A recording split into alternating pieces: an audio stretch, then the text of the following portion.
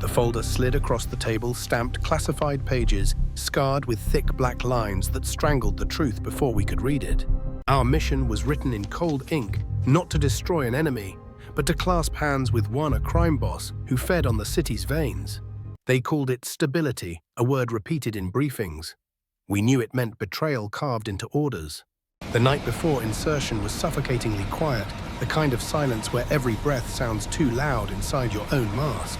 Engines roared alive, the transport vibrating under our boots, the smell of hydraulic fluid and gun oil thick in the air. Through the porthole, the city waited, a black mass under smoke, its skyline broken by cranes and fires already burning. We touched down on cracked pavement, every echo swallowed by alleys, watching with unseen eyes. The radios hissed voices, clipped into static call signs, vanishing into white noise before the first shots were fired. By dawn, militia flags rose over ministries' banners, waving above ruins, while cameras framed it as triumph. The report would say, mission accomplished, but the truth was etched in ash blood and the silence that followed. They called us Raven Team, a unit of 6 stitched together from different commands, scarred by years of quiet wars. Our bond was forged in repetition, endless drills, blackout corridors, days of silence where even breathing was failure. We were not heroes in the stories people tell. We were soldiers who had learned to obey, to move, to endure. The mission had a name. They whispered Operation Nightfall, stamped in red, across folders that smelled of secrecy. It was an advisory deployment, deniable and quiet, but the words felt like camouflage over something larger. The target was not a compound, not a single man. It was the stability of an entire government, fragile and tilting. Intelligence painted a bleak picture. Ministers on the take, generals changing sides, protests, building in streets filled with gunfire. Our official orders were clear: enable transition of power. Support friendly elements, simple ink on paper. The redaction's thick black strokes hid the truth of who those friendly elements were meant to be. It became clear soon enough: a crime boss who controlled the docks, the highways, the lifeblood of the capital. He was no ally, but he was the lever chosen to shift a government, and we were ordered to place our weight on him. Victory, according to the brass, meant a government that bent instead of resisted, one that aligned with outside interests. Risk, according to the brief, would come from loyalists, men who still stood with the current regime and would fight back. But the real risk, unspoken yet heavy, was the man we were ordered to clasp hands with, knowing he smiled like a predator.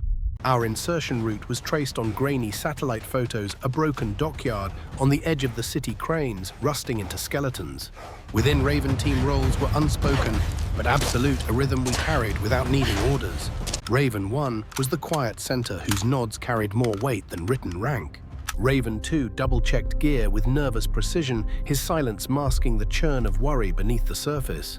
Raven 3 filled the dead air with small jokes, a fragile dam against pressure that threatened to crack us. Raven 4 worked in ritual running fingers, along optics, tapping magazines, tightening straps until nothing could fail. Raven 5 carried anger like a blade, sharp and controlled, dangerous only when unleashed in the right direction. Raven 6, the youngest, absorbed it all in silence, studying veterans with wide eyes, learning discipline by watching every gesture. Our equipment was standard, but every detail mattered. M4A1 carbines, Glock 19s, encrypted PRC-152, radios humming. In the hangar, we rehearsed again, breaching doors, pulling casualties, marking fallback points. Every move felt clean in theory, but theory never survives politics, and the mission already stank of politics before wheels were even off the ground. The crime boss's militia were described as assets, but on the ground they would look like wolves in mismatched uniforms. We understood what that meant: allies who would turn the instant it served them, men paid in blood and profit. Each of us knew this would not be a clean operation. It was Mudshadow's compromise. They spread photographs on the table, ministry floor, plans, choke points, a president's residence marked like a target.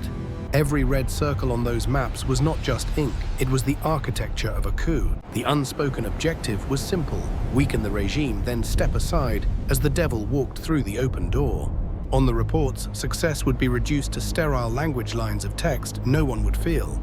We clung to small rituals: the bitter sip of coffee, a laugh forced into silence, the metallic click of a bolt. There were no speeches, no oaths, no declarations. Only nods exchanged under dim light, saying we go because we must. Inside the C-130, the air carried oil and sweat. We sat in silence, carrying orders that would not forgive us. The C-130 touched down at an abandoned strip, its runway fractured with weeds and silence broken only by the whine of slowing engines.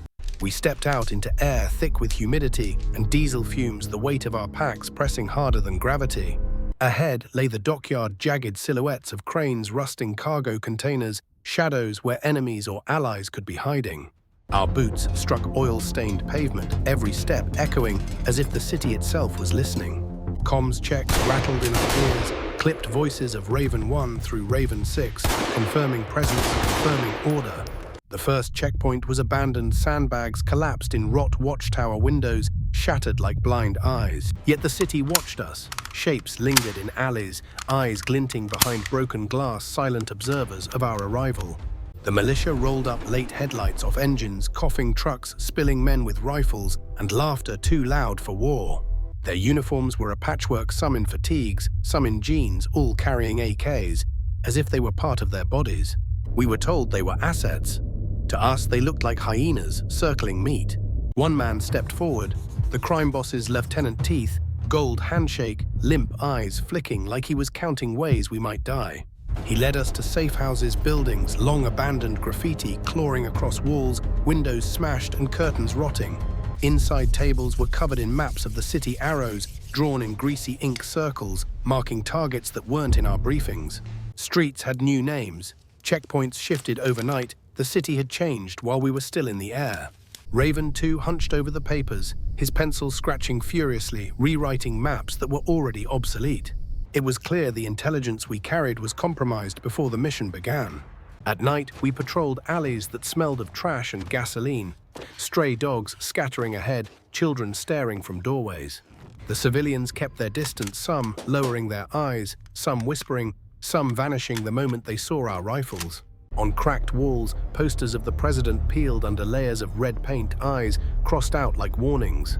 Raven 3 muttered a joke about democracy written in spray paint, but no one laughed long enough to answer.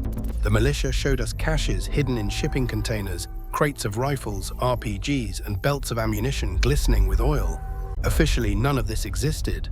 Unofficially, it was the skeleton of an uprising waiting for a spark. Everywhere we moved, we saw the crime bosses reach his mark, painted on shutters, his men planted at every corner. We were ghosts in his city, and yet even ghosts could feel they were being watched. One night, Raven 4 caught the shape of a sedan tailing us, no plates, tinted windows gone after 3 blocks like smoke. Signals Intel confirmed what we already felt. Government units were redeploying their patrols, tightening nets around us. Someone had whispered our presence into the wrong ears, and the regime was already preparing for the fight. Raven 5's temper flared, his fist slammed into a wall of plaster dust, falling like snow over his gear. We redrew our maps, shifting arrows, updating sectors, but with every change, the ground seemed to slip further under our boots. The silence in the safe house grew heavy, broken only by the metallic rhythm of weapons being stripped and cleaned. Outside the city boiled chants of protests carried through streets, a drumbeat of voices colliding with distant bursts of gunfire. We had come as advisors, shadows guides. But shadows cannot guide when the city itself burns. Boots on the ground revealed the truth. Our mission plan was already a corpse. We had walked willingly into a game where every move was fixed, and we were the last to know it. The helicopter that brought us was an anchor of our mission. But in this city of death, anchors only hold you in place to drown. The night of the operation began with a pressure in the air, the kind that told veterans something was already wrong. Our convoy rolled out 3 militia trucks and 1 unmarked SUV carrying the team engines, grumbling under the weight of men and steel. The streets were bare of traffic, but silhouettes lingered at windows, unseen eyes tracking us. The leader's calm voice echoed in our earpieces, issuing short confirmations, trying to hold a fragile thread of discipline. The map promised a clear intersection, but we arrived to find it burned with stacked tires and black smoke. Militia fighters jumped from trucks, laughing their AKs, spitting rounds like fireworks broadcasting our presence. One of the team members gritted his teeth, cataloging how intelligence had failed before the fight began. Then came the first strike muzzle flashes from rooftops, disciplined bursts from loyalist rifles. Tracer fire painted the air-green lines, racing past our heads, red arcs diving into the convoy. Militia men scattered, abandoning rifles in the street, melting into alleys they knew too well. The team was left in the open vehicles, stalling engines hissing under fire. The leader barked the order for cover, but half our supposed allies had already vanished into the dark. One member switched frequencies, but the radio screamed only with static. The city map in his lap was useless, redrawn by an enemy who knew we were coming. A source of grim humor kept silent, now jaw-locked, as he returned fire downrange.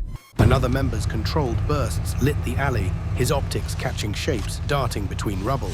One of us threw aside a panicked fighter, his rage finally unleashed at the right target. The youngest pressed himself against a wall, his first taste of real panic etched in sweat.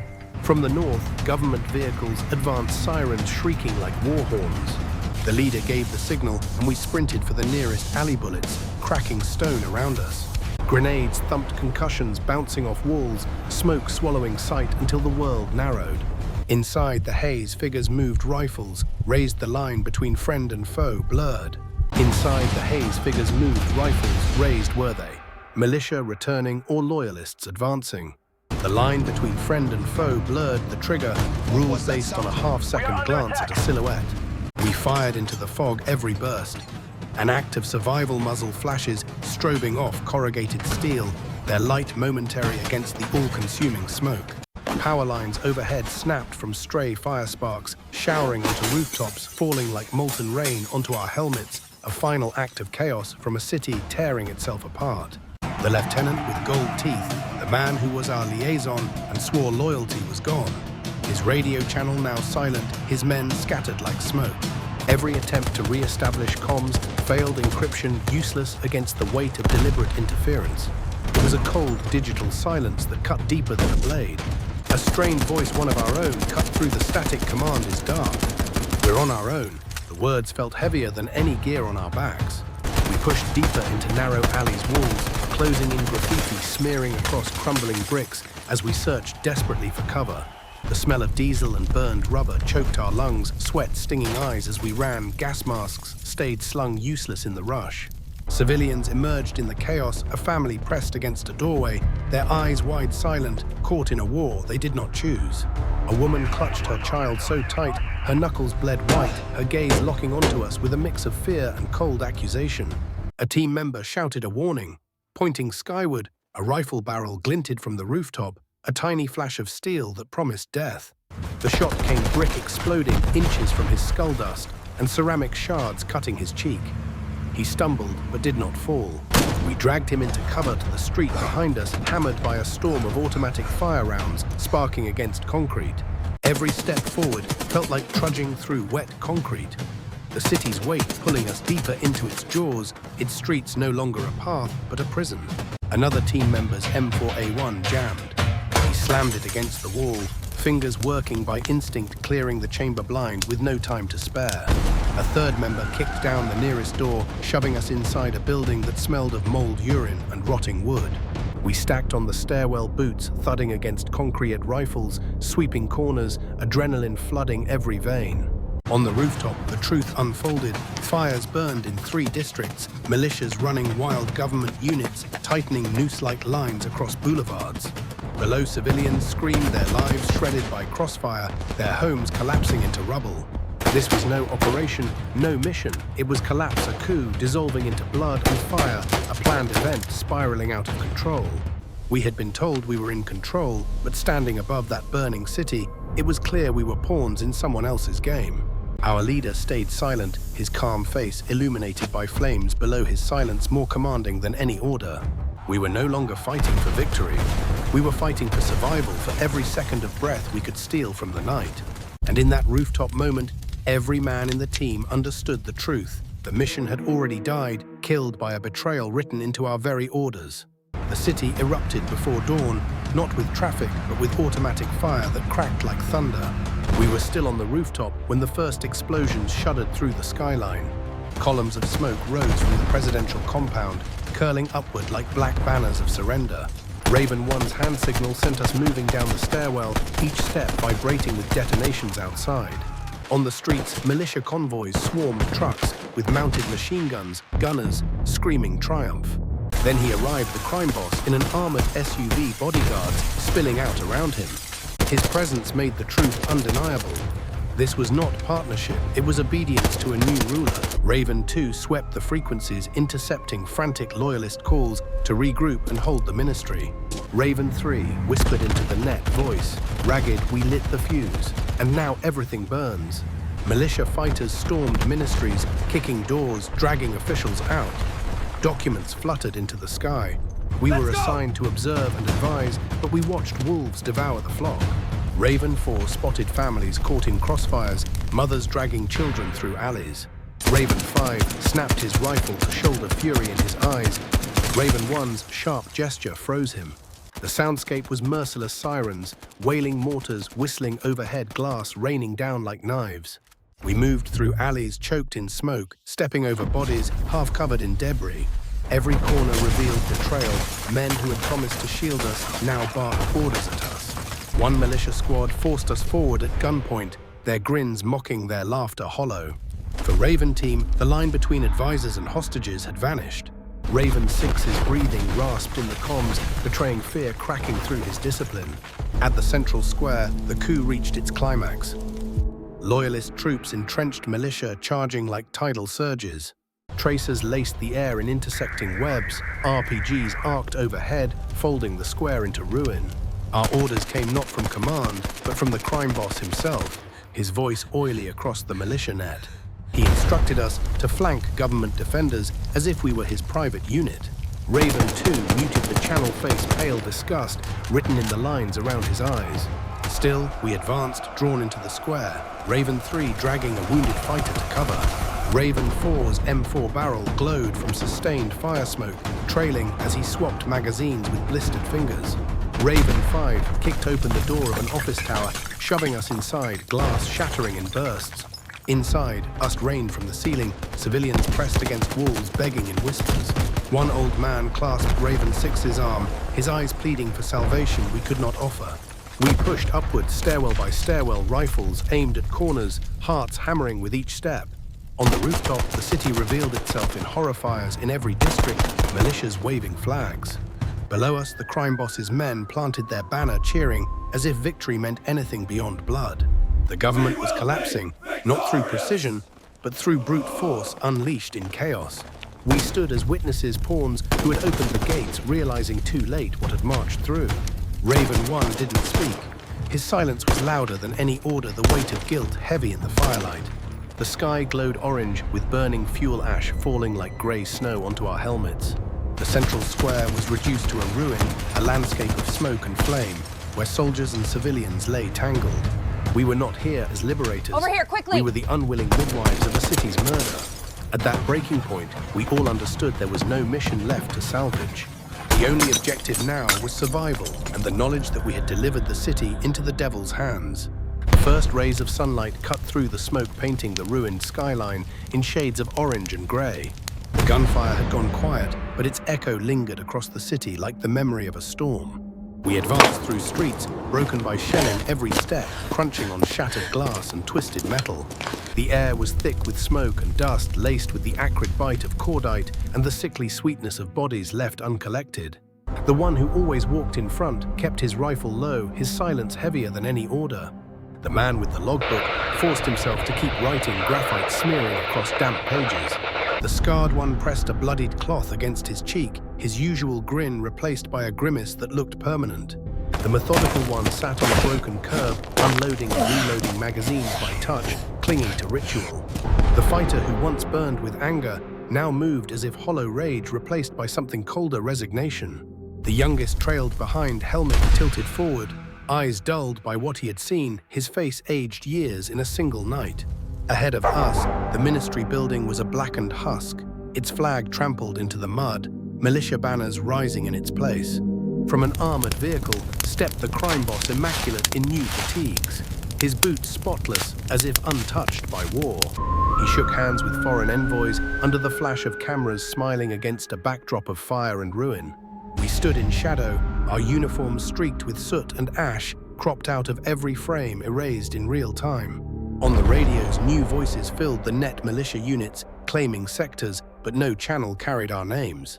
Command offered only silence. In the official system, we no longer existed. Inside a gutted office, we inventoried what was left: 4 magazines, 2 canteens, and no clear orders. The silence in that room was heavier than gunfire, every man knowing we were expendable and forgotten. Through shattered windows, we watched civilians sift through rubble, their cries rising raw against the morning stillness. A woman clawed at the debris with bare hands, screaming a name until her voice broke. Children searched for anything recognizable, their stares cutting through us like accusations. Nearby typewriters clattered in a command tent, punching out the official record, a lie bound into paper. We knew those pages would never mention the streets we had walked, nor the blood that ran through them.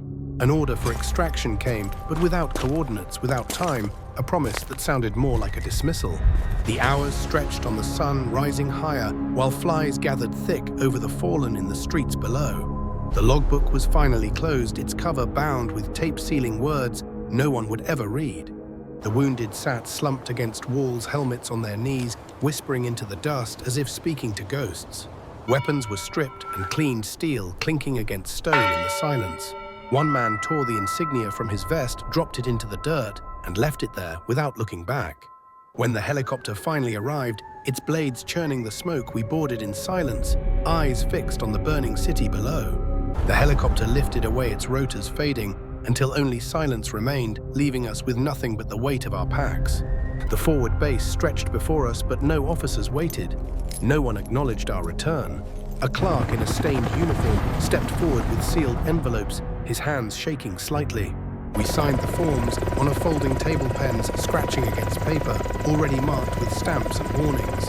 Entire paragraphs were obliterated by thick black bars, lines of ink swallowing names, times, and places. The one who carried command authority turned each page once, then shut the folder with finality. The man with the logbook realized every detail he had written was already gone. The scarred one ran a finger across the redactions, muttering, "All the blood, and this is all that remains." The methodical one stripped his weapon, laying each part out as if order could explain chaos. The fighter paced circles in the dirt, his gloves splitting at the seams. The youngest sat apart, helmet off, staring at his palms as if expecting to see the stains paper had erased. The official report was sterile: Operation Nightfall successful, transition of power secured. No mention of the square filled with bodies, the mothers wailing at dawn, the children clawing through rubble. No mention of the executions carried out in the ministries the officials shot under militia banners. No mention of the 6 who had walked the streets unseen, then erased from the ledger entirely. Rumors leaked in whispers. The crime boss had already sworn his oath. His title changed overnight to Minister of the Interior. His militia now patrolled boulevards in matching uniforms, tattoos still visible beneath fresh insignia. Foreign advisors shook his hand on camera, their smiles crisp, their eyes avoiding the burning buildings. In the intelligence wing fragments lay scattered blurred satellite images, corrupted radio logs, photos with faces smeared. Evidence had not been lost. It had been scrubbed clean, every thread cut, every truth folded into silence. We asked who betrayed our movements, but the only reply was static, deliberate, and cold. We asked why extraction was delayed, but the answer came in blacked-out lines. We asked what role we had truly played, allies' pawns or sacrificial pieces, but no one spoke. The questions circled inside our heads, louder than the artillery, sharper than the shrapnel we had survived. The logbook was sealed with duct tape, its spine bound tight as if even words themselves had become classified.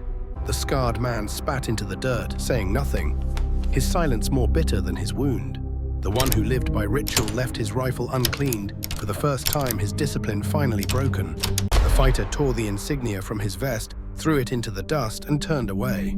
The youngest did not speak, did not write, did not move. His silence was the heaviest testimony of all.